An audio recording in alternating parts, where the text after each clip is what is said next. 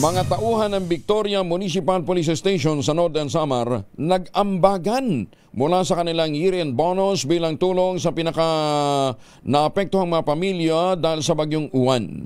Detalye na balita mula kay Jane Galit Bantayan, Aris 34. May buntag ni mo, Jane. Nagbigay naman o namahagi ng tulong ang Victoria Municipal Police Station dito sa lalawigan ng Northern Samar sa mga piniling biktima ng bagyo sa nasabing bayan ng Victoria. Namahagi ng food pack sa mga biktima ng bagyong Owan. Nagtulong-tulong ang mga pulis ng istasyon upang makapagbigay ng tulong sa pinakaapektadong pamilya sa nasabing bayan. Ito ay voluntary contribution ng Victoria MPS personnel mula mismo ito sa kanilang year-end bonus. Nag-ambag-ambag ang nasabing mga pulis para sa nasabing mga biktima at ayon sa PNP, ito ang kanilang early Christmas gift sa mga pinakapiktadong pamilya na nasabing bayan kung saan napagdesisyonan na sa kanilang year-end bonus ay mag-ambag-ambag sila upang makatulong sa nasabing pamilya.